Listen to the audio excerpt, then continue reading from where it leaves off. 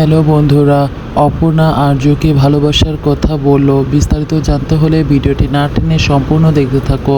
আগামী পর্বে দেখা যাবে যে অপর্ণার রুম্পার সাথে সে ছাদে উঠে কথা বলতে থাকে।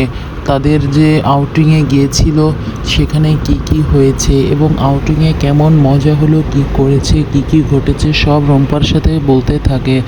তখন রুম্পাকে বলে যে আর্য স্যার হয়তোবা আমার উপর অনেক রাগ করেছে, কারণ আমি আর্য স্যারকে অবিশ্বাস করেছি।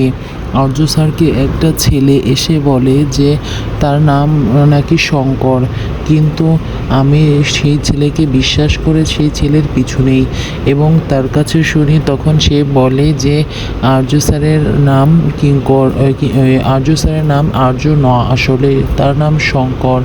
তারপর দেখা যায় যে সে ভাবে যে কিছুক্ষণ পর দেখা যায় যে কিঙ্কর তাকে কোনোভাবে কনভিন্স করেছে কিনা জানে না সে, কিন্তু এসে তার কাছে মাপ চায় যে আমি আপনাকে আমার আগের কোনো এক বন্ধু ভেবেছিলাম, বন্ধু ভেবে আমি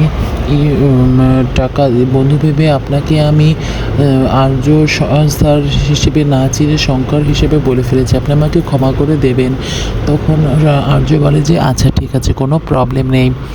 এদিকে দেখা যায় অপর্ণা সামনে থেকে দেখে আর ভাবে এটা কি কোনো সাজানো নাটক নাকি অন্য কিছু, এইসব ভাবতে থাকে। তারপর অপর্ণা বাড়িতে চলে যায়। বাড়িতে গেলে অপর্ণার বাবা মা খুব দুশ্চিন্তায় থাকে। তারা বলে তুই কি একটু কল ধরতে পারিস না বা ফোন করতে পারিস না? তুই কি জানিস না তোর চিন্তায় আমাদের কতটা কষ্ট হয়, আমরা কতটা ঝামেলায় থাকি? তখন অপর্ণা বলল আমার শরীরটা একদম ভালো নেই, আমাকে একটু পানি দাও। তখন অপর্ণার মা পানি এনে দেয় এবং বলে যে কি হয়েছে আমাদেরকে খুলে বল। তখন অপর্ণা বলে কিছুই হয়নি, এত টেনশন করার কিছু নেই, শুয়ে পড়ো তোমরা। তারপর করতে থাকে। এদিকে দেখা যায় ছাদের ওপর উঠে যায় অপর্ণা ও রুম্পা, যে রুম্পাকে সব মনের কথা বলে দেয় আর্য।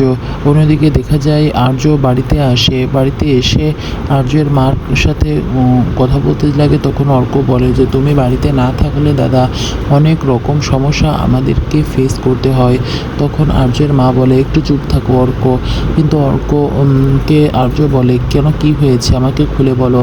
তখন বলে যে মানসি তোমার ঘরটাতে খুঁজতে যাচ্ছিল এবং তখন হঠাৎ করে মা এসেছে ভেবে জানালা দিয়ে নামতে যায় এবং পড়ে যেয়ে তার মাথা দিয়ে রক্ত বের হয় এবং মাথা ফেটে যায়।